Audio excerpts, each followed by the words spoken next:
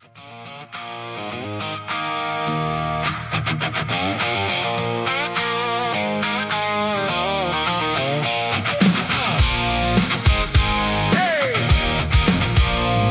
to heart.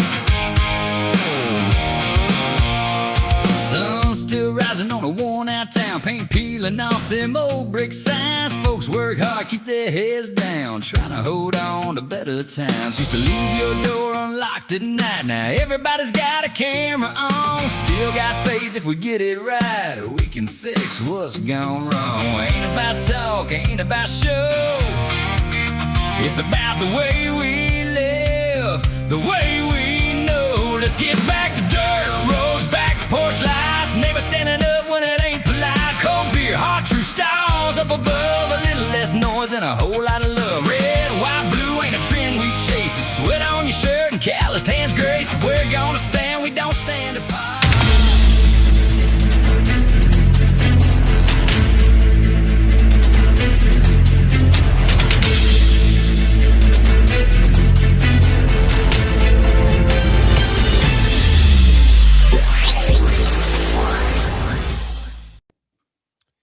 Welcome into Apex News Above the Noise on this Good Friday afternoon. How we doing, Craig?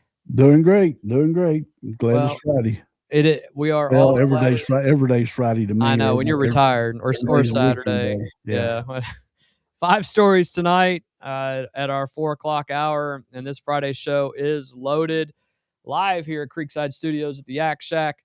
We're going to open up with Iran, where the Trump administration paused its strikes last night and this morning. The president posted on Truth Social confirming that Iran had once again asked to resume talks, and the U.S. had agreed, while simultaneously restating in all capital letters that the ceasefire is over.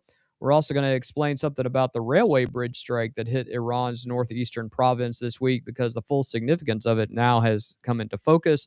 And it's not just about military infrastructure. Then we're going to go to Ukraine, where a bipartisan bill that would impose heavy tariffs on countries buying Russian oil just got the White House support. And Senator Lindsey Graham flew to Kyiv today to personally tell President Zelensky. We'll tell you what this means for the war and what else Zelensky walked away from with at the NATO summit. And Senator Mitch McConnell, CNN, obtained a actual video footage today showing a person on a stretcher being loaded onto an ambulance outside McConnell's D.C. home on the morning of June 14th. And the Senate comes back on Monday, Craig. So that's going to be the next big deal. Mm-hmm. Then we're going to get into something. And when you saw this on our agenda, you were like, what are you doing? You're not that controversial, but we'll explain why. We're going to get into Planned Parenthood. The 1-year federal funding ban from the One Big Beautiful Bill expired last week. They are now funded, but the money, while flowing in, they've announced a major midterm ad campaign to go after Republican incumbents, almost $50 million. And we close right here in the Commonwealth, as we always do, because Mark Pope has a new update on that coaching vacancy, and the timeline has shifted a little bit, and we will get right into that. But before we get into tonight's show, welcome to Apex News Above the Noise. If this is your first time being here, welcome. We have created this channel and this show for you to have news without the spin and just facts, so you can make your determinations. If tonight gives you something to think about or something that you like, make sure you go ahead and like and subscribe to the channel and click that notification bell so that you can be notified every time we're about to go live. And ask us a bunch of questions tonight. Ask us any questions as we keep Friday going. night, we're ready to go. Yeah, kids are upstairs. That's right. It's been a day. We've all had lunch. We're ready to rock and roll, right? Yep. So hit us with some questions. Yeah, go ahead and do that, and make sure you share this with somebody that might also need to be above the noise, and we'll get right into it tonight. Thursday night, the United States did not launch a third consecutive wave of strikes against Iran. That pause was deliberate, and not a loss of will or a change in posture, but a strategic decision to create space for the diplomatic track that the administration has been running parallel to the military one. And this morning, President Trump made the status of that diplomatic track explicit in a Truth Social post. The full text was, the Islamic Republic of Iran has asked to continue talks. We have agreed to do so, but the United States has stated to them in no uncertain terms that the ceasefire is over. That post, combining an agreement to talk with an emphatic all-caps declaration that the ceasefire is dead, captures this administration's dual-track approach precisely. We are not done hitting you. We are willing to make a deal, but Qatar and Pakistan are working as mediators between Washington and Tehran. A source with knowledge of the situation told Axios that another round of formal negotiations between the U.S. and Iran is expected next week, possibly in Switzerland, where earlier technical talks had been held. Iran's parliament speaker and chief negotiator Mohammad Ghalibaf told Indonesian legislators that Tehran is prepared for all-out defense. Interestingly enough, not all-out. With what? What are they going to defend with? Yeah. If the U.S. breaks the memorandum of understanding, but also that ending the war is a priority. U.S. Deputy Representative to the United Nations Tammy Bruce told the UN Secretary Council on Friday that the United States prefers a diplomatic solution, but stands ready to hold Iran to account for its acts that defy international peace and security. The administration's posture in a sentence: "We will keep hitting Iran if Iran keeps hitting shipping, and we will make a deal if Iran stops." The question is whether Iran's internal political dynamics allow their leadership to accept those terms. Craig, Trump posts ceasefire is over in all caps, and in the same breath confirms the U.S. agreed to continue talks. Qatar and Pakistan are mediating. Switzerland talks expected next week. The administration's strategy appears to be strike, pause, talk, repeat, rinse, repeat. Rinse, repeat. Yeah. Until somebody blinks. How sustainable is that cycle, and what does Iran actually have to do to make it stop? Because at this point, I have fatigue. Apparently it's sustainable for 2 more years and 6 months. Yeah. Which means when Trump's out of office, of course. Exactly. Trump just needs to tell them, here it is, boys. You hit one more ship. Yeah. We're taking out all your bridges, all your electrical infrastructure, and all your desalinization plants. We're going to take everything out. Then we're going to free the world, but you're going to have to suffer in your own country. And just end it. Just get it over with. So many pundits on TV are saying, let's just end it, meaning bomb the crap out of them. The way I take it when they say it. Well, fight to win, I think, is something that we don't do in wars. Since World War II. Yeah. Now we need to go back to the Akala Railway Bridge strike from Wednesday night. This is a good one. Yeah, because since we covered it Thursday, the full significance of what that strike actually hit has come into much clearer focus. The bridge sits in Iran's northeastern Golestan province, roughly 900 miles from the Strait of Hormuz and the coastal military targets that CENTCOM had been focused on since the ceasefire ended. U.S. Central Command did not claim that the strike in its official statement, which listed only coastal military targets. Video geolocated by CNN confirmed a damaged bridge near Akala, but here's what CENTCOM did not explain. That rail line is a critical node in 2 of the world's most strategically significant trade corridors. It sits on China's Belt and Road Initiative, specifically the China-Kazakhstan-Turkmenistan-Iran corridor that connects Zhan, China, to Tehran in roughly 10 to 15 days of overland travel. At least 65 trains from China traveled that route in the past year alone, and the number had tripled since the U.S. began its naval blockade of Iran's. That's what I was going to say. It's a whole lot more than that. Yeah. Russia began using the same route to ship cargo to Iran in late October of last year, specifically because the Gulf route was blocked. Iranian railway authorities confirmed that Tehran Mashhad passenger services were suspended after the strike for emergency repairs. When you combine all of that context, the Akala bridge strike was not just a military action against Iran. It was a kinetic message aimed at the economic lifeline connecting Iran to both China and Russia. Just like we said yesterday. Yeah. The U.S. struck infrastructure that China and Russia depend on to move goods in a country that both of them have been actively supporting, regardless of what they have said during this conflict. Whether that was intentional or incidental, CENTCOM's silence on the strike makes that ambiguous. The strategic implications are significant either way. Craig, your thoughts about their intent now to take a direct shot at this Akala railway bridge? We talked about this a few weeks ago. This is how, and then we talked about it again yesterday. This is how Iran has been shipping oil to China and Russia, along with other economic things. But their number one moneymaker was selling oil to Russia and China. This railway leads to the Caspian Sea. Then they load it up on ships, and then they, float it to those various countries. This is maybe economically the biggest hit we've done on the country of Iran since the war started. All that stuff on the coast has been military stuff. We've hit a few bridges, but this is their number one money making bridge.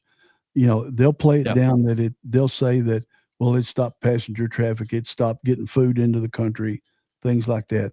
But that ain't what it was. It was the oil cars. Yep. And I always wonder why we didn't just blast the oil cars, but and maybe munitions. I think it's not just oil. I mean, well, that's what's coming back. Yeah, because that's what's coming back, because we know, regardless of what China and Russia are saying, these munitions and these radar systems, they're coming from somewhere, because they're not building them in Iran. They're not building them in Iran, and they're going to play it off like it's a humanitarian thing, but it's a military thing all the way, because they're selling that oil to Russia and China at a discounted rate. Remember, we stopped that, we being the United States, stopped that with the economic blockade in the Strait of Hormuz. Well, Iran said, well, we'll just go over land. And I kept wondering, kept saying and asking, why aren't we hitting the rail line that is feeding the Caspian Sea to get it to China? And so I'm glad they did it. If this is all the damage they did, they'll repair that in a couple of days. The concrete in the lower left might take 2 days. I think what you're not seeing is the rest of the bridge. The rest of the bridge that's underneath there is pretty destroyed. And I hope hit it with 10 rockets, blow it plumb to the bottom of the valley that is crossing. Don't let them rebuild, because they can't build it. No.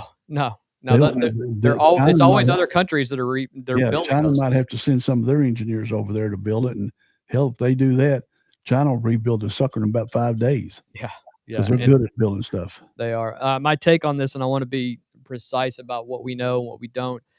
CENTCOM has not confirmed or denied the Akala bridge strike. However, the administration has not characterized it publicly as a message to China or Russia as well. It is possible that this was a deliberate escalation of strategic scope, a signal to Beijing and Moscow that Russia is willing to disrupt belt and road infrastructure to increase pressure on Iran. My hope is that pressure will increase, but I don't have a lot of hope at this point that anything's going to be done. If they build it back, we just hit it again. Yeah. I mean, it's not that hard a thing to do. It's not. And I think CENTCOM's not acknowledging it because they don't want to stir the pot with China and Russia. I think you're exactly right. I mean, that's the only reason that they've done it. But of course, CNN, they're embedded in Iran. So they've got reporters in Iran, and they said they've got total freedom to report anything they want. Of course, we know better. We know better than that. Yeah, right. But, that's why CNN knew to even go look at this bridge, because they've got reporters embedded inside of Iran, and they checked. They went and did their thing. They probably drove up there and saw it. Probably. And they're playing a word game with it too.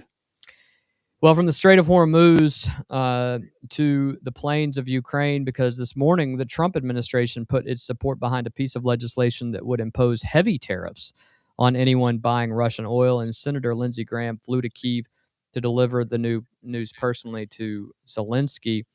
Today, the Trump administration said that they will support a bipartisan bill that would impose heavy financial penalties on countries that purchase Russian oil and natural gas, a significant escalation of economic pressure on Moscow in an effort to bring Russia's now 4-year war on Ukraine, nearly 5, to an end. Almost 5, yeah. Yeah, that is the reporting from CBS News, sourced to officials familiar with the situation.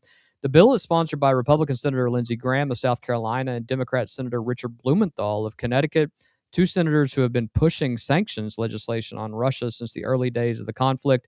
Graham informed Ukrainian President Volodymyr Zelensky of the White House's support for the latest draft of the bill during a meeting in Kyiv on Friday. Zelensky posted on X that Lindsey briefed me on the work underway in Congress on the relevant bill, the mechanics of the legislation. It would allow the United States to impose high tariffs, secondary sanctions in effect on countries that continue to purchase Russian oil and natural gas. The two countries most directly in the crosshairs would be China and India, by the way, which are by far the largest buyers of Russian oil today, much of it at discounted prices that have helped sustain the Russian war economy. Graham and Blumenthal were joined in announcing the effort by Democratic Senator Jeanne Shaheen of New Hampshire. and Republican Senator Roger Wicker of Mississippi. The 4 senators said they expect to roll out the full legislation very soon. Senate Majority Leader Thune had previously told them he would move the bill once they had the votes. I'm so sick of hearing that. Right. The Senate returns Monday. We'll talk about that in a second. Blumenthal said he does not yet have a full vote count, but believes Democrat support is there. He also noted a factor in the timing, the recent decline in global oil prices, partly a result of the Iran conflict cooling somewhat, makes imposing tariffs on Russian oil a more economically palatable move than it would have been if prices were still higher. As Russia intensifies its slaughter of civilians, it is imperative that the legislative and executive branches work together to create tools to exact a heavy price on those who buy Russian oil and natural gas fueling the Putin war machine, end quote, the 4 senators said in a joint statement. Craig, bipartisan Russian sanction legislation getting the White House support. Graham, Blumenthal, Shaheen, Wicker, all in. It's good to see senators from both sides agreeing on something. It looks like that first time in a while. It has. The mechanism is secondary tariffs on China and India for buying Russian oil. That is genuinely significant when you talk about adding more economic sanctions on those 2 countries. The U.S. has been very careful about directly implicating or sanctioning China over Russia and India. 2 nuclear powers. What makes this moment different and is threatening China with tariffs over Russian oil something Beijing actually changes its behavior, or does it just give them another grievance against DC? Well, I just want it to, if Russia's going to drag this war on forever, which Putin wants to do, then the only thing you can do is stop providing money to him to buy munitions or build munitions to attack Ukraine.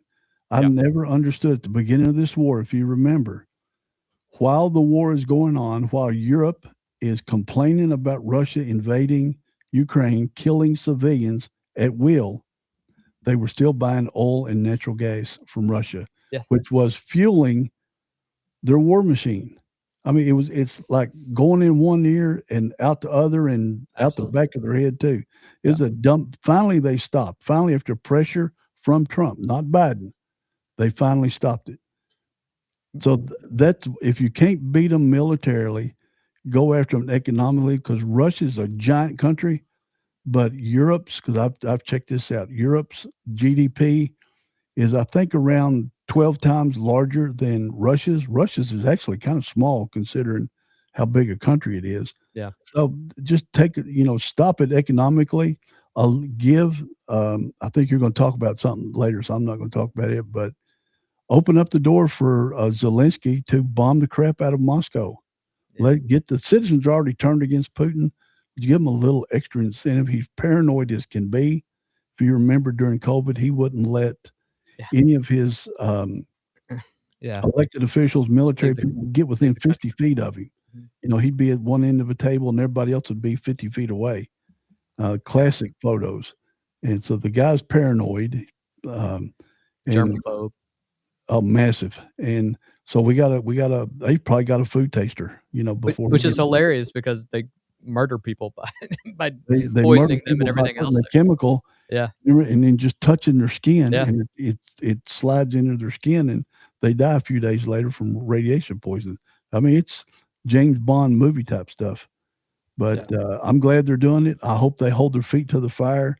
I hope we shut down everything Russia's doing. And I'm sure the press will dig in to see what we're buying from Russia. Right. Because everything Russia sells goes directly back to this Ukraine war.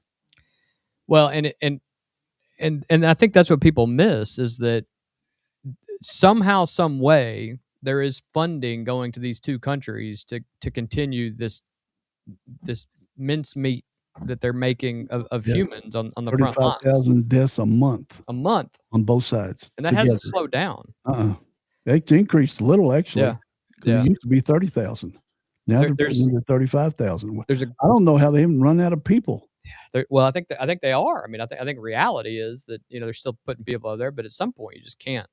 You can't produce enough. There aren't enough of them turning 18 every week to be able to. It might be like Central Africa, and they start pulling 8-year-olds out of there. Yeah, there's plenty of videos on those Muslims attacking the Christians where they're putting Kalashnikovs, AK-47s in the hand of 9-year-olds. Yeah, scary stuff. Well, the Russian oil tariff bill is significant on its own, but it's part of a broader picture of what Zelensky walked away from this week's NATO summit in Ankara with, and the full accounting is worth passing on. First, the Patriot missile production license. Trump agreed to allow Ukraine to produce its own Patriot interceptors domestically, something Zelensky has been requesting directly since his appearance on Face the Nation with Margaret Brennan in May. The Patriot system has been Ukraine's primary defense against Russian ballistic missile attacks on civilian infrastructure, and the ability to produce interceptors locally rather than depend entirely on U.S. supply chains is a significant capability upgrade. Second, drone purchases. Trump approved the United States purchasing the Ukrainian-manufactured drones for U.S. usage, and I think this is big. A move that's huge. It is. It simultaneously validates Ukrainian defense manufacturing quality and gives Ukraine a revenue stream that can be reinvested in its own production capacity. Third, the Russian oil tariff bill that Lindsey Graham and others, along with their personal trip to Kyiv to deliver the news. Zelensky went into the NATO summit as a leader whose country is in the fifth year of a war that was expected to exhaust Ukraine well before this point. What he left with suggests the relationship with the Trump administration is more functional than the turbulent moments of earlier this year suggested. Both Graham and Blumenthal emphasized that Ukraine is turning the tide on the battlefield as well. And you and I have talked about this over the last couple of weeks, that it's clearly apparent that that's happening. Yeah. And that Putin's continued mass civilian strikes are a factor in Trump's own thinking. Putin reportedly told intermediaries this week that he is open to dialogue with Trump. That is the first time that has ever been mentioned. Whether that represents genuine flexibility or a stalling tactic, I don't believe him. I don't either. But you know, at least the words came out. Yeah. Craig, let's score the NATO summit for Zelensky. Patriot production license, U.S. drone purchases, White House support for Russian oil tariffs, and a personal trip by Lindsey Graham, if nothing else, to get him away from D.C. for a while. That's kind of a win for a lot of people. Lindsey Graham's a warmonger. Yeah, he is. He loves being in a war zone. Yeah. For a president who had a very rocky start with Trump this year, that's a pretty consequential haul. What changed in this Trump-Zelensky relationship, you think? Well, he's seeing the damage that they're capable of doing, because I've always said Russia can't even beat a bunch of farmers in Ukraine. Yep. Well, they've proven to be much more than just farmers. They've got the #1 world technology in drones for the whole planet. Yeah. And they just created that out of the blue. They are fighting back a country that, if you remember, Russia let Ukraine become a separate country as long as Ukraine gave all the nukes back to Russia, because the nukes were in Ukraine. But so Ukraine is doing all this damage to Russia, reaching to the capital of Russia, and with basically no help from the United States, because we were giving them stuff. Obama gave them blankets and some MREs and stuff like that in the beginning. Trump came in, gave them javelins and some things like that. And then Biden went crazy, giving them hundreds of billions of dollars worth of munitions. And that had to stop because we're giving them munitions. Europe was barely giving them anything. So it's interesting. It's interesting you say that, because Trump and Spain got into it over the last couple of days too over that. What it was doing, it was depleting our stock of munitions. Now, the way the American government spun it under Trump was, or under Biden was, when he was giving all that away, was it was getting our old technology out and allowing us to replenish with new technology. Problem is, we're not replenishing it fast enough. Yeah. Because we don't have enough companies building it. So Trump enacts the War Powers Act. He stopped giving stuff to Ukraine. Europe would buy it from us, which helps get more jobs created to make more munitions. Then Europe gave it to Ukraine. But now with the War Powers Act and Trump giving the Patriot missile, allowing Ukraine to do the Patriot missile technology, that takes the burden off of us of building them and allows us to build them to restock what we have. And Ukraine can build using our technology and buying whatever parts they need from us, but it allows us to focus more on replenishing, restocking our munitions if China ever decides to do something stupid. Yeah. Well, there's a whole lot to this that if you really deep dive into it, it's interesting as can be watching all this stuff, all these parts move around. Well, I will say this: the mercurial relationship between Trump and Zelensky is something that should probably be noted in the history books. It is such a quick change of attitude and behavior depending upon the day. And a lot of people have said that there is there's chess being played between those two, and then maybe there's more being said in the back rooms than there are in front of the cameras. And that's got to be true. But just on the front of this, the idea that there is a relationship that is so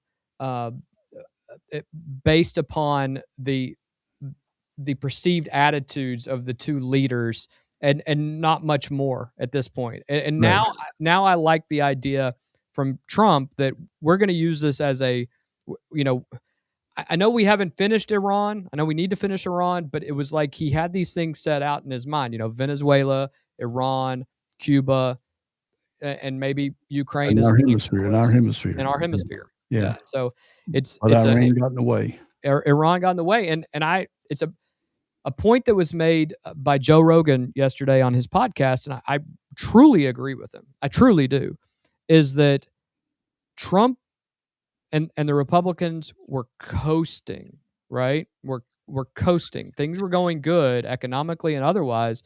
They picked this fight with Iran where even conservatives, a majority of conservatives, were not all on board on this. So I don't see how they couldn't be. Well, I understand the logistics of what happens if you win, but the reality of it is we don't have the stomach for it if it's going to take longer than 60 days. And that's just the reality of human nature. We don't have the stomach because we haven't won a war since World War II, and we're always worried about fighting for headlines and giving, what's it called, Kyle, if I bomb a building, if the enemy bombs a building on a military base, proportional response.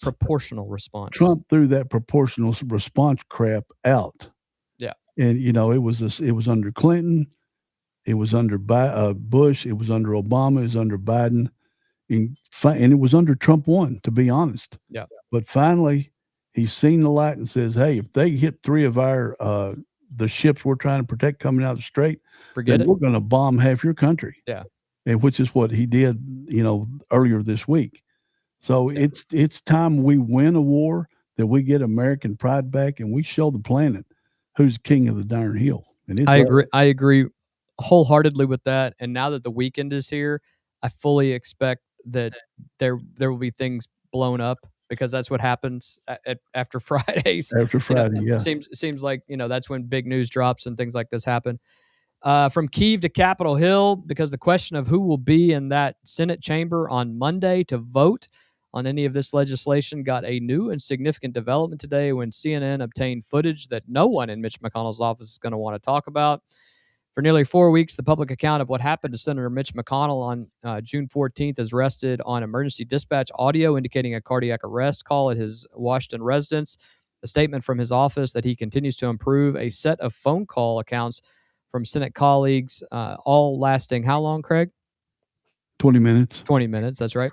And one on the record denial from the President of the United States that he hasn't had contact with Senator at all. Today, there is something new, and that is a video, and we will get right into this.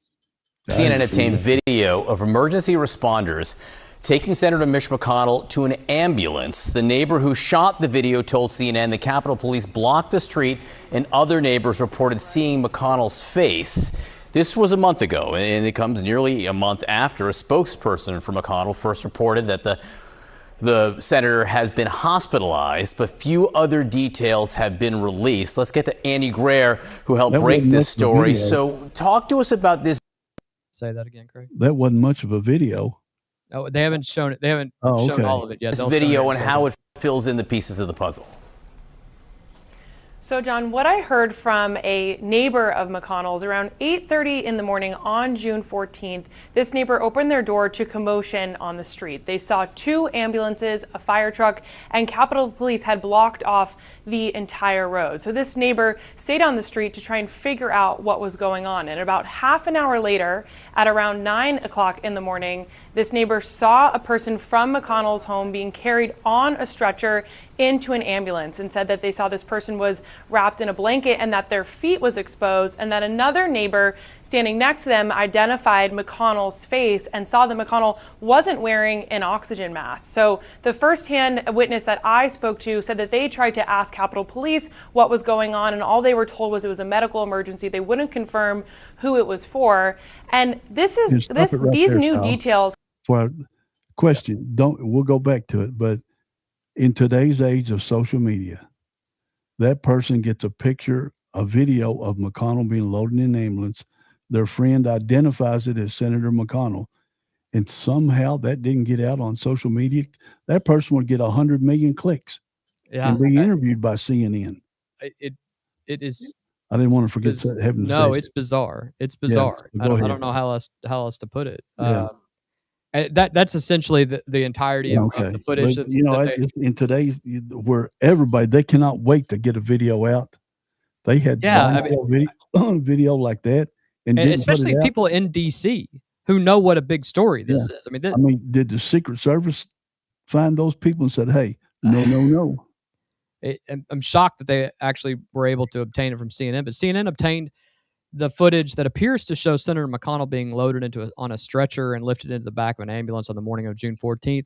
As emergency vehicles blocked the Washington, D.C. street where he lives, his face is not visible in the footage. The footage was taken at the same time as the 911 call to McConnell's home, the call in which the dispatcher indicated a cardiac arrest and a paramedic reported CPR in progress. McConnell's office has not provided any details on why he was hospitalized or his current condition. Beyond the same statement, it is issued to multiple outlets that his health continues to improve, and he is working closely with his staff on Kentucky and Senate matters while the Senate is out of session. Don't believe that. The emergence of this video, visual evidence of the severity of what occurred on June 14th, is arriving at a particularly pointed moment. The Senate returns from its July 4th recess on Monday, July 13th, for what is expected to be a 4-week period. And this is their work period. Republican Senate allies, including Thune, Barrasso, and Scott Jennings, have reported substantive 20-minute phone calls with the senator. The Forbes headline this morning put it bluntly that those accounts are now widely mocked. Laura Loomer, citing a high-level source close to the White House, had posted that McConnell's condition is much worse than expected and that he's not coming back. Desiree Townsend, the digital journalist who first shared the EMS audio. Follow her on Twitter. Definitely follow her on Twitter. She is good. A great account. Yeah. She posted that she had heard the same thing from sources for days. These are not sources that Apex News has necessarily verified independently, but you can take all of this information and make your own decision on it. And we want to be clear about that, but they are circulating. That video is real. And now we have the Senate supposed to come back on Monday. Craig, your thoughts about all of this? Well, after we discussed it yesterday, I got a text last night, and they said that don't name them, keep them anonymous. Yep. So I'll read it. I'll read it verbatim. It says, my entire career of being a paramedic, after all the CPR I did, I only had one patient who was able to talk to me the next day. Anonymous. So I know who it is. That's a over 20-year career. And as a paramedic, I used to be the general counsel of the state board of EMS. There you go. I had to be there I had to see all the training, know all the training, everything else. The facts that we gave the other day, 2 to 3%, even make it to the hospital, and very few of that group ever survives or speaks again. The fact that he's having 20-minute phone conversations. Now, it is telling that they said that the person who was loaded into this ambulance was not wearing oxygen. Was not, that could be because they were unconscious, or it could be because they had an oxygen, they didn't need oxygen. But if it's not as severe as they said, then what is all of the, CPR and everything else? Yeah. What's all the secrecy? And just to be perfectly clear, we don't wish harm to Senator McConnell. Oh, gosh, no. we want to know what's going on because he is the most consequential senator in U.S. history. And definitely in our lifetime. Public. Yeah. Well, I'm saying in U.S. history. Yeah. And there's something is owed to the voters of Kentucky, and because he was the longest serving Senate or Senate president, to the whole country. I mean, there needs to be more transparency other than, hey, Kyle, I had a 20-minute phone call with McConnell yesterday. I understand everybody apparently he's had like 17 days worth of 20-minute phone calls. So right. Yeah. But man, just take a picture of him on the phone, holding the phone like this. That's right. That's right. Take a picture like that, and we're good. And I'll go ahead and say this. I don't know that Scott Jennings is being untruthful. I don't know why he would be digging in. He even said here that he talked to him and he's looking forward to getting back to work. I don't know why he's digging in on this, but with all of the improvements in voice AI and video AI, and I mean, you got to see somebody to tell me that they are who they say they are and everything else. It's hard to tell who's fake anymore. It is 100%. Very hard. Yeah. Well, but it's just we wish him well. We do wish him well. Road recovery. We want to see him back in D.C. or back in Kentucky, back in the Senate, making crucial votes between now and then. Because don't forget, we've got the budget coming up, and I fully believe 100% believe that Chuck Schumer is going to shut the country down right before the election in September or October. Absolutely. I can bet my house on it. Yeah. I will, Craig, this is your opportunity to give your line. Everyone can be corrupted with enough time, and longstanding Congress people bring home pork. So we are all corrupted, and that's a shame. Well, is it? They are there a long time. Term limits, I'm not a fan of term limits because you have an election every 2, 4, and 6 years. It's just the voters are too lazy to change out who they got. Everybody's guilty of it. I was guilty of it before. Yep. I'm not guilty of it now. No. But I was guilty of it. I know you'll vote anybody. You'll vote against anybody. Yeah, it was, I would vote for most of the time is because I knew the local elected officials growing up in Frankfort. And I said, well, it's cool to have your state rep or your state senator to call you on the phone. Well, I'm done with the cool stuff.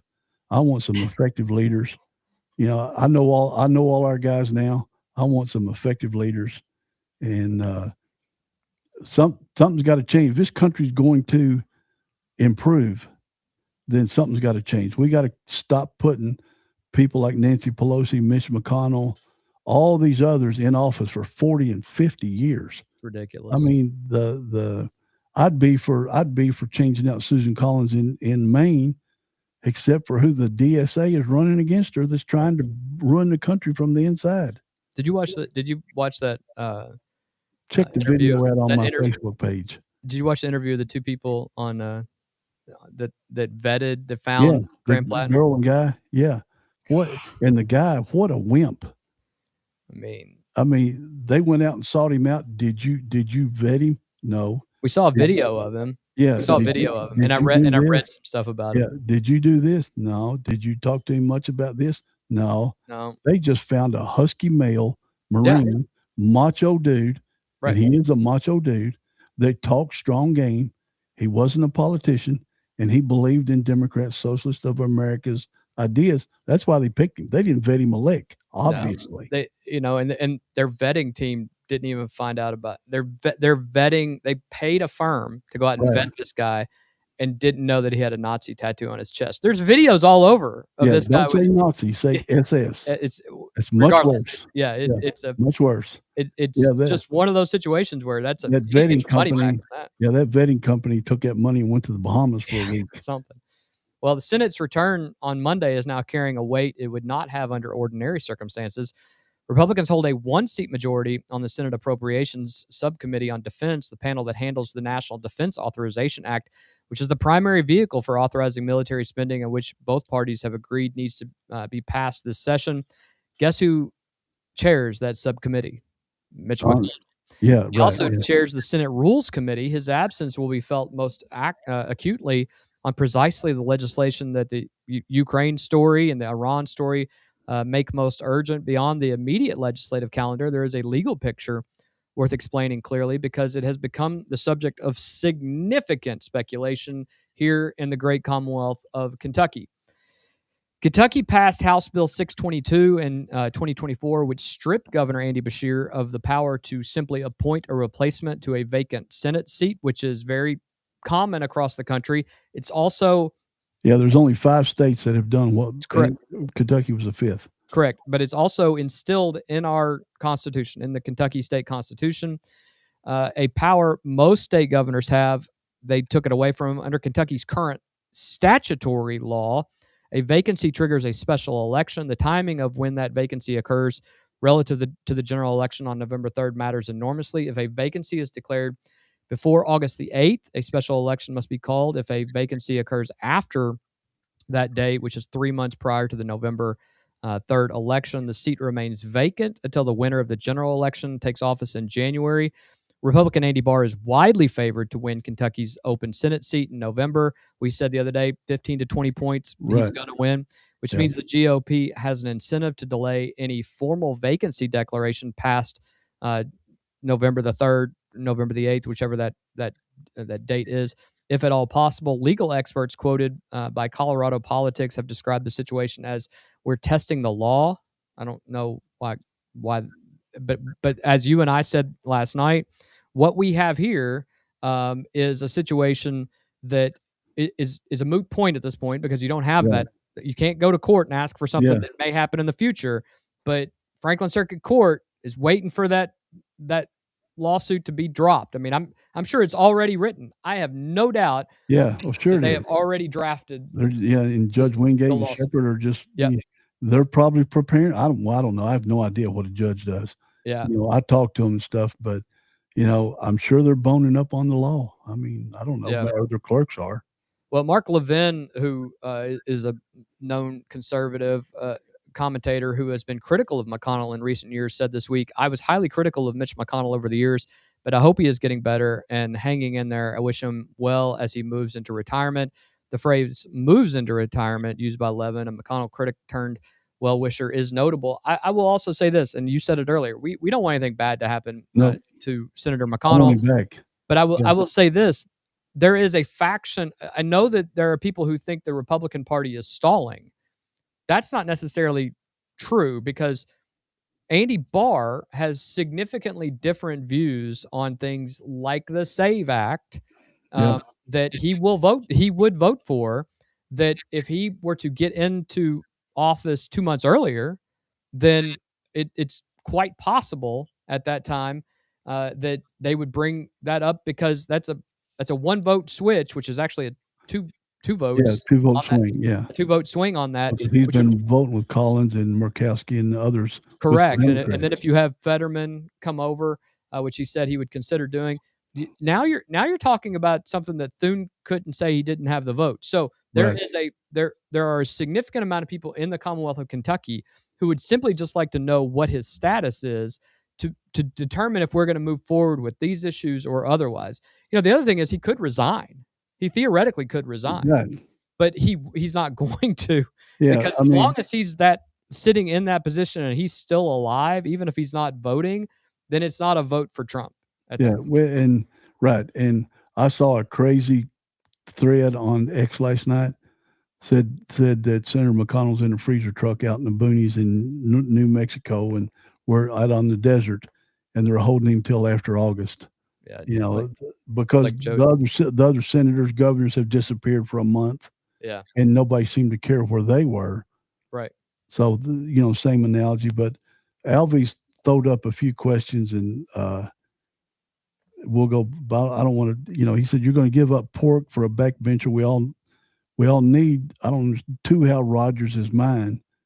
I'm stuck with him. Well, let me tell you, if you're in Eastern Kentucky and Hal Rogers was your representative, you had one hell of a representative.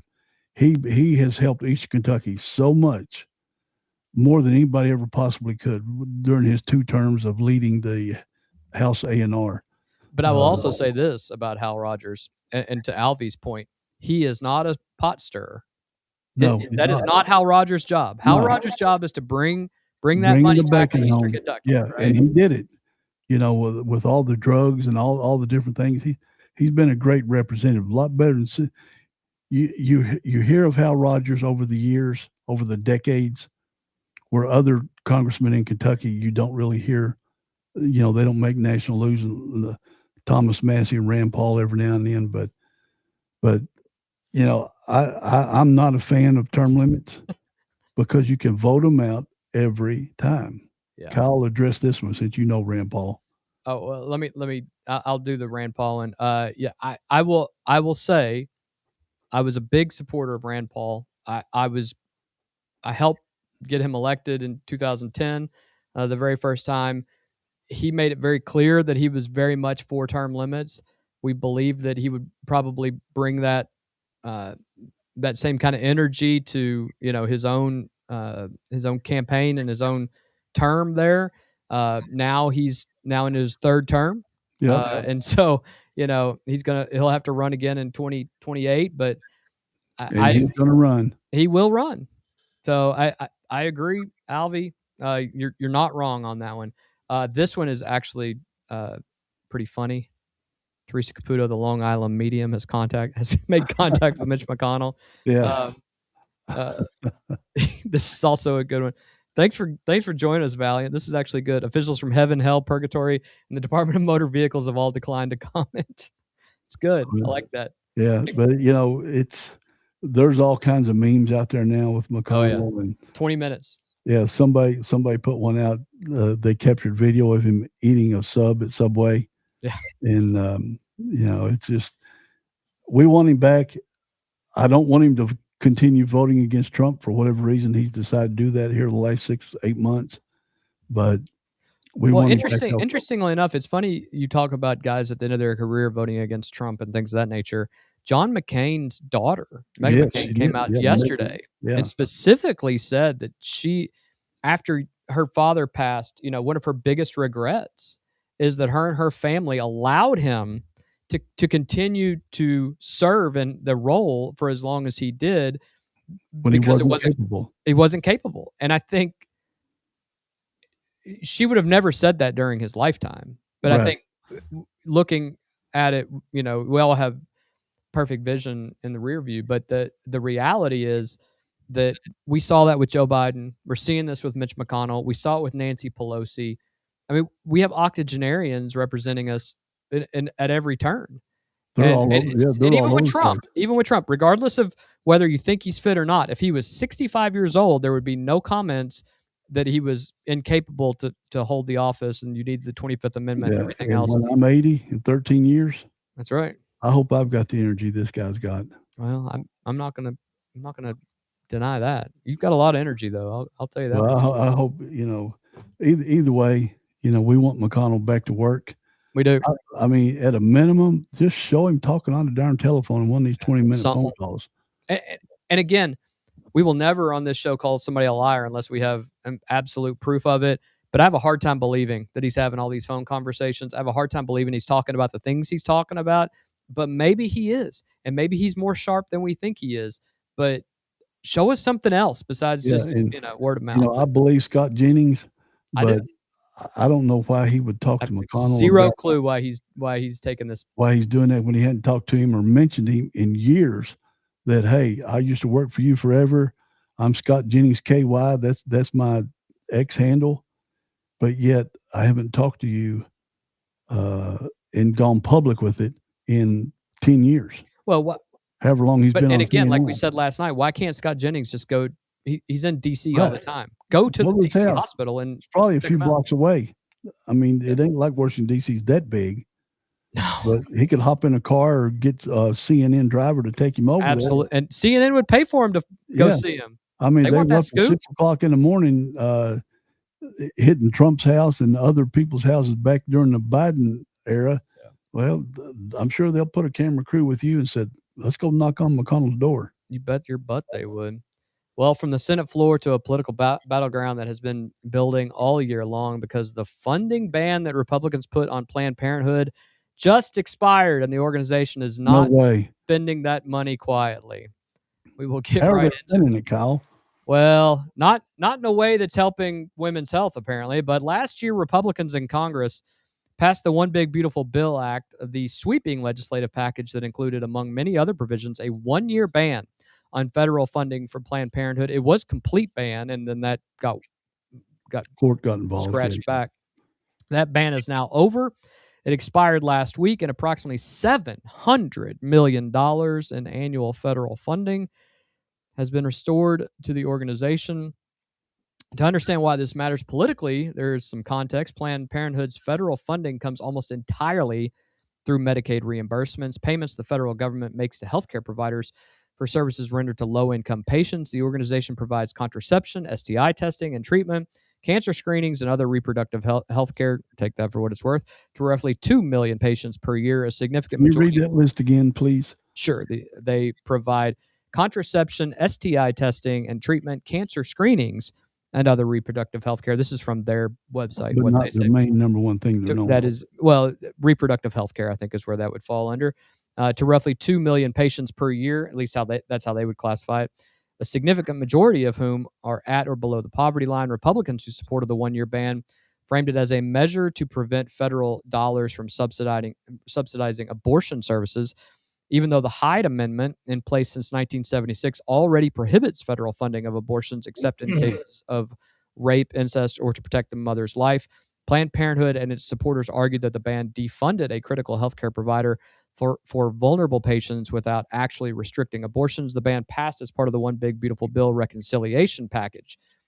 Why this matters now is that the expiration of the funding ban is not the only story, because Planned Parenthood immediately announced within the week of when they got all of your federal dollars that they will direct a major advertising spend toward targeting Republican incumbents in competitive midterm races ahead of November. The organization has not yet disclosed the total amount it intends to spend, although they actually did late this afternoon, $47 million. So 7% of their entire budget. Correct. Which doesn't sound like a lot, but 7% is huge. If you've ever owned a business, 7% is a big number. It is, but the announcement signals that Planned Parenthood intends to make Republican support for the One Big Beautiful Bill's funding ban a centerpiece of its political messaging this cycle.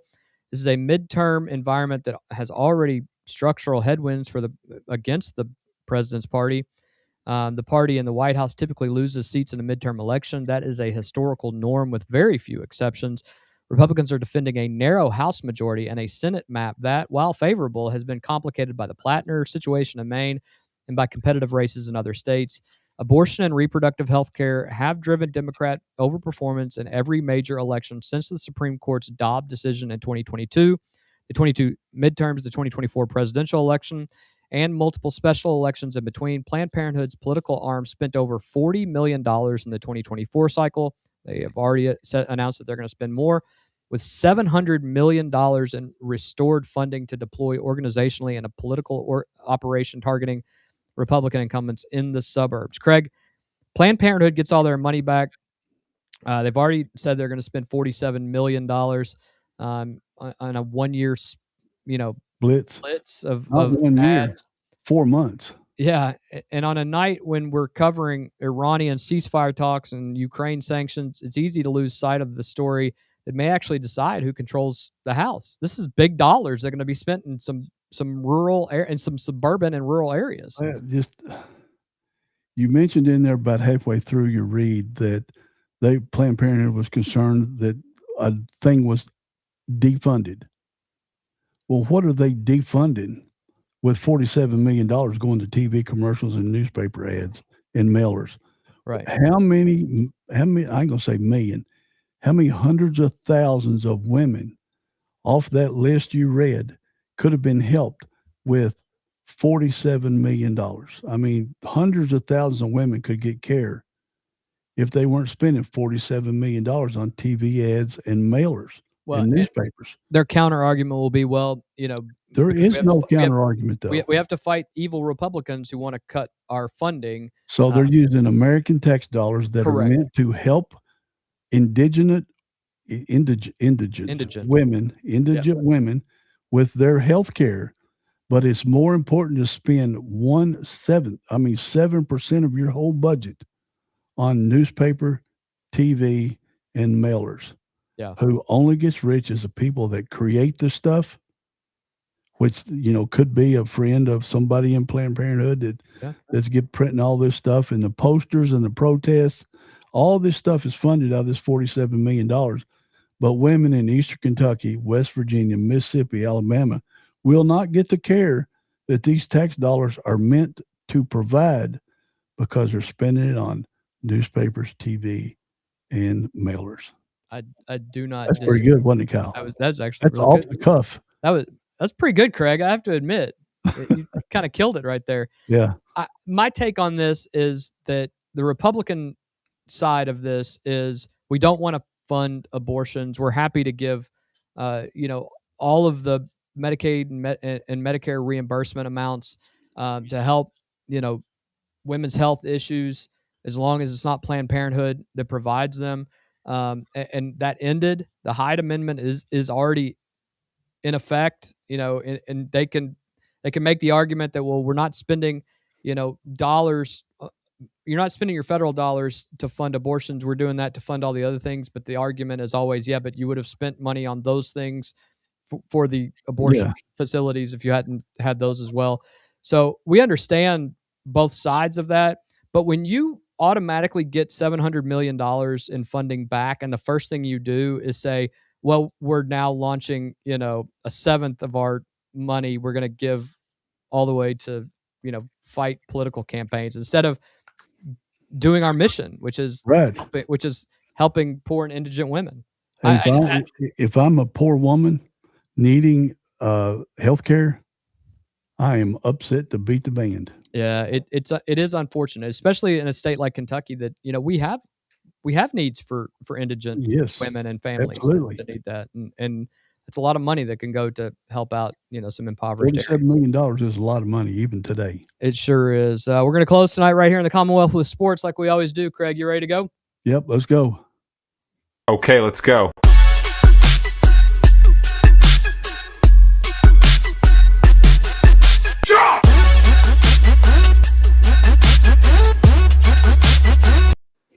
Whiff. Yeah. Our music was a whiff a little bit. Yeah. No, that's good. That's a good background too. Yeah. Hey, thanks. I appreciate that. Mark Pope updated Big Blue Nation on the state of his coaching staff this week. We talked a little bit about it last night. We want to make sure we clarify some things that were said. And the key line that he said yesterday is one he delivered with characteristic Pope precision. When asked directly whether he expects to fill the open coaching vacancy before the season, Pope said the answer is most likely yes, but I can't tell you when. He paired that with a set of reassurances about the current staff that have become a consistent theme of this summer messaging. He said, I love the way our staff is working right now. He said this group is functioning at a high level. He added that he is engaged in conversations about staff every day, even when our staff is full. And if we hire someone, it's going to be the right person that's going to be exactly the right fit for what we do, end quote. On Jamal Crawford specifically, Pope was asked directly by Matt Jones, and his answer amounted to a firm not yet rather than a firm yes or no. Crawford remains the most publicly discussed candidate for the vacancy. We've talked about it all summer long. He is the three-time NBA Sixth Man of the Year. He is currently under contract with NBC Sports as a game analyst alongside Reggie Miller and Mike Tirico, probably the three best that they have. He brings relationships across the basketball world that go beyond his playing career, and his presence on the staff would be a national recruiting signal. The hesitation, as Pope has framed it, is not about Crawford's qualifications. It's more about fit, timing, and whether everything lines up for both parties. One piece of context that matters, Nick Robinson, Kentucky's current director of basketball operations, is also in the internal conversation as a potential promotion to fill the vacancy. Pope has built genuine loyalty to his existing staff, and if the right external hire does not materialize, an internal elevation is very likely. Craig, Pope says most likely, yes, they will fill it on a hire, but can't say when. Crawford is still the most connected person. That's obviously who they would want. Nick Robinson, they could move up. What are your thoughts on this as a fan, just watching this? Just as a fan, not as where we analyze. First off, thank you, Valiant Thor. We love you, Valiant Thor. Thanks, buddy. Having 3 NBA players, and 2 of them being Pope, and 2 of them Mo Williams and Crawford. Crawford, a 3-time, as Kyle said, six man of the year, scored over 20,000 points. Jamal's NBA champion, All-Star. We would have a strong staff. Better, I think, even better than what Calipari did, because Calipari is known for getting players to the NBA. But when you recruit the top 5 guys, they're all going to the NBA anyway. I think these 3 coaches can tell these kids what it's like in the NBA, because they all 3 played. Now, Pope played 2 or 3 years, but not like the others that made entire careers out of it. No. But, man, talk about some insider knowledge you could talk to these high school kids about, and these foreign players that we're all recruiting now. I think it would be a great coup to get him on UK staff. I think it would just be outstanding.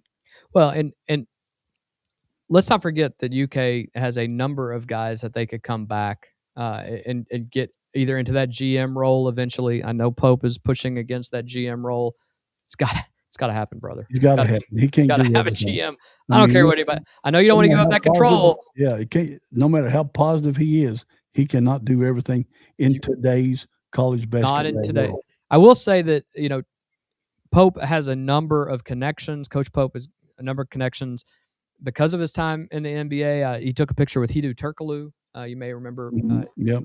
great shooter from Sacramento days, and they're good friends. That was just out the other day, wasn't it? It was, and he has those connections, and everyone likes Mark Pope, and I think to a person, our fan base would say Mark Pope is the nicest guy in the world. We all want him to succeed because of that. But much different personality than, say, John Calipari had, right?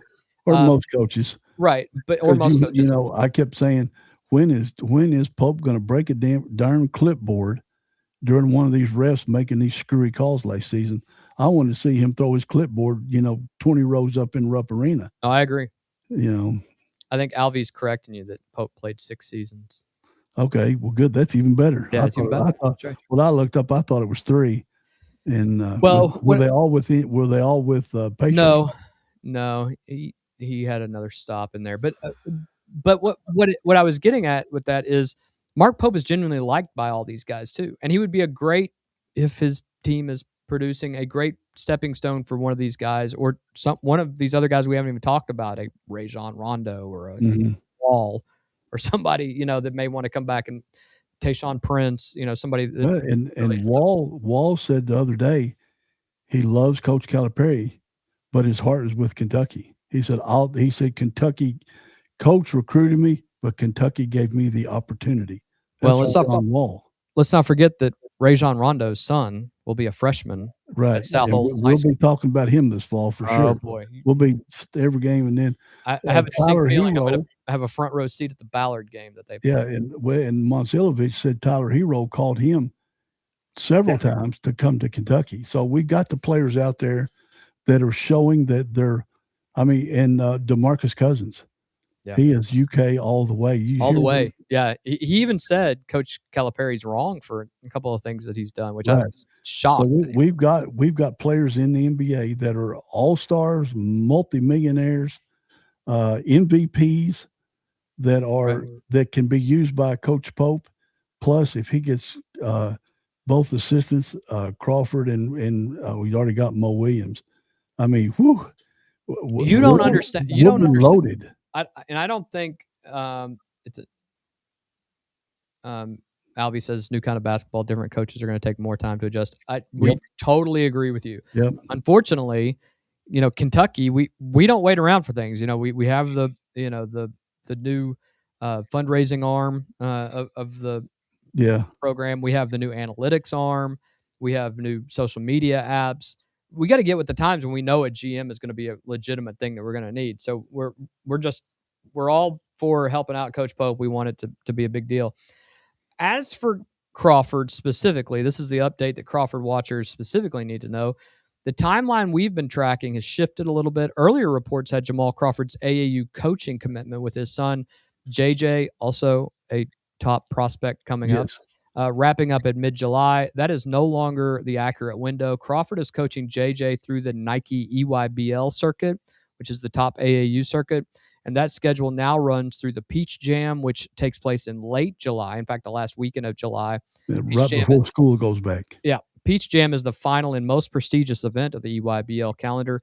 Essentially the AAU season's championship event, drawing the top college prospects in the country and every major program's coaching staff, including Coach Pope, who was already planning on being there.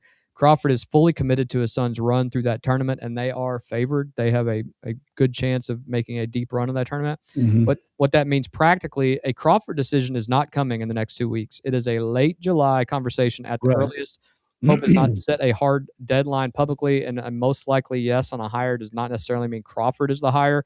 It means Pope expects to fill the spot by whatever means makes the most sense when the time is right. That patience is either a sign of genuine confidence in the current staff's ability to function at a high level, which Pope has stated repeatedly and clearly, or it is the kind of patience that becomes a problem if the window closes and the right person was never available. We've talked about that as well. For now, the situation sits exactly where it sat 2 months ago. I will also say this. There were some folks in our comments yesterday on our Kentucky segment that specifically said, I'm nervous about complacency. And Craig, I want you to take this as a fan, but also a big Kentucky follower. I'm worried about complacency. I'm worried about getting overhyped about my team, thinking my team is good enough that I don't need to fill that 15th spot, and that my coaching staff is good enough and I don't need to be I can be complacent enough and not fill that spot. A lot of people are out there saying you can put somebody on the roster, whether it's coaching or the basketball roster, but you see it a different way. Oh, sure. I mean, it's like you can be complacent in your business. You know, we're both entrepreneurs, and if we don't want the best, there's something wrong with us. And for Pope, if he's got to wait 2 weeks or a month to get a great coach, or he's got to wait another 2 weeks to get a great player, and we miss, I don't care. He's at least trying. That's no. And remember, NIL chased away Nick Saban. So if you're going to chase away the most successful college football coach ever, the most dominant and most feared because of NIL, and he just doesn't want to fool with it no more, then it is going to take time to adapt for every coach in America. It worked well for Michigan last year, and they brought in a whole team that hadn't played together at all and ended up winning the national championship. So we're learning. Pope is he's a very smart guy, near genius level. He's into the analytics. He's got the players buying into the analytics. He's got Ryan Hampton mentioned the analytics, showing that when he was recruited by Pope. So he's getting his feet under him. You know, I do not want Pope, regardless of what happens this year, give him another year. He's got the team. This is going to be an exciting season. This is going to rival, I think, on excitement, Calipari's early years. Well, it's going to blow Tubby's away because Tubby had Patino's people, but Tubby's team was like a Big Ten team. They were slow and methodical. Kentucky we want people running up and down the court, and we got that team this year. I don't think people even realize how much different this team is going to be from the team that they had last year. It's going to be night and day, especially no disregard to Denzel Aberdeen. He was not supposed to be in the point guard position. He did a yeoman's job.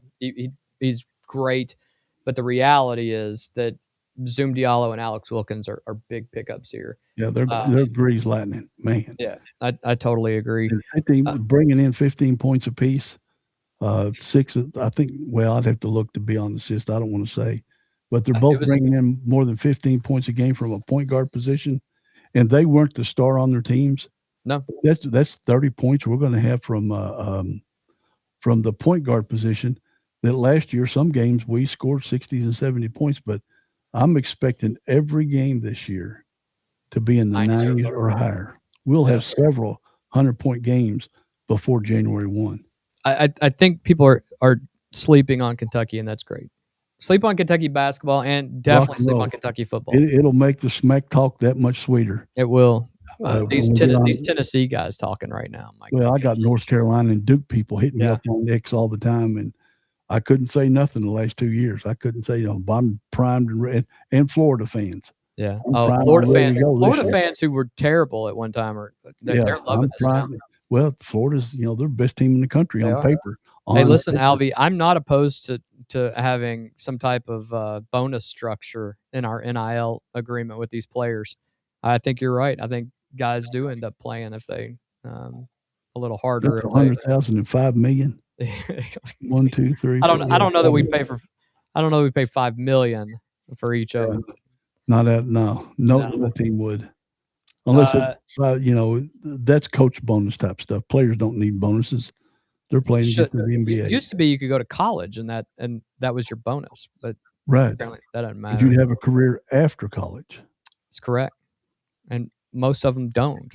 That's the wild thing. That's the sad part about it. It really is. And, breaking news just came across the line. Graham Plattner has formally withdrawn from the Maine Senate race. That's a bummer. I've lost all respect for him. Not that I had any to begin with. I mean, I wanted him to stick it in.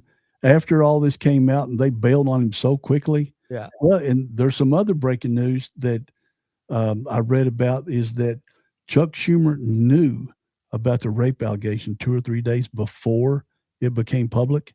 And he was quietly pulling back Democrat Senate campaign committee money from the campaign before it went public. That's disgraceful. Oh, sure it is. He didn't go public with it. Go public with it, and you say, "I'm disavowing this guy." Right. This is why. And who's been the most quiet senator during all of this stuff is Chuck Schumer. Yeah. Maybe this is why, because he knew about the rape allegation days before it went public. Yeah, he's fighting for his life. Jen says finally. What's that mean? Oh, finally. That's all we've been talking about the last 3 days, that he's finally got. She's not a fan of Graham Plattner. Well, I don't know who made. Well, apparently 72% of Mainers, that's what they call them, or Kentuckians, they're Mainers. Apparently 72% of the Democratic side of Maine, which is most of Maine, they're fans of him. And there's even some that said they'll still support him. I just want to. I don't know if they had the. These are the same people that would call the president of the United States everything you can think of. R word, a rapist and all these other things. But they won't say that they won't vote for Graham Plattner. Right. And they didn't believe the first woman because she was Republican. She's a Republican. But they believed the second woman because she's all Democrat women. She came out and said, even though I believe in his policies, I felt I had to come forward after Lady One went public. Well, anything before we get out of here? Gonna have a fun weekend. Yeah. The weathermen have obviously missed the weather forecast again. Blew that one, didn't they? Yeah, we're under flood watches. Well, man, it's so sunny outside. You got to wear sunglasses. We got some rain overnight, but it definitely dried up. Because we had indoor activities planned for the grandkids because we got all 4 of them again.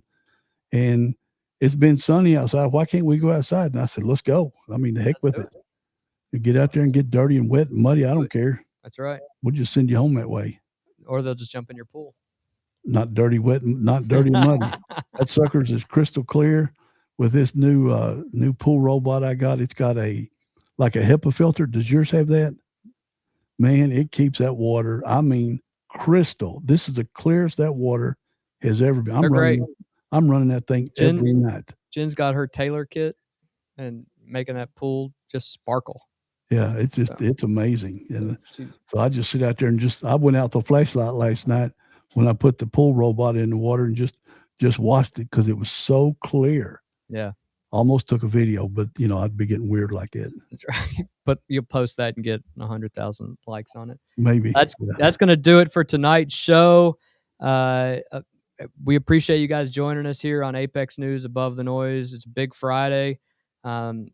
Lots of big stories. We have a feeling, like we said, that something will drop over the weekend. And so, at this point, just want to go no during the pool. That's true. I agree 100%, Jen. Yeah. So, well, Craig, thank you. As always, you help make this show go. Thanks for always being here, my friend. To everyone watching and listening, thank you for joining us tonight. We know you could be doing a bunch of other things, We can't thank you guys enough for spending your time with us, and that means a lot And to one us. more thing. Yep. If you want to come on here with us, yeah, absolutely. Reach out. Kyle will send you the little link, and Yep. we'll solve all the world problems together. Yep. I think our good friend John's going to join us one day next week. That'll be fun. He likes to do that. And good. Rumor is Jeff Farmer might join us next week. That will be, man. We had some fun together. I got some stories with them. Yeah. I might just let y'all talk. I might just let Jeff tell stories for. They allowed me to tag along. It was pretty cool. He might bring Donnie J with him. Have you met Donnie J? No, I haven't. Donnie J's his pet raccoon. Oh yeah, no, I know about the raccoon. Yeah, I said, well, just wake up one day. I hope your face is still there. A raccoon is the fattest raccoon you've ever seen in your life. Still a wild animal. Well, thank you guys for being here with us. We really appreciate it. We hope you guys have a great weekend. If you haven't, make sure you subscribe, like, and hit that notification bell so that you are notified every single time we're about to go live. Until next time, we'll see you guys on Monday. Stay informed, stay sharp, and stay above the noise. Have a great weekend. Thanks for joining us. Bye.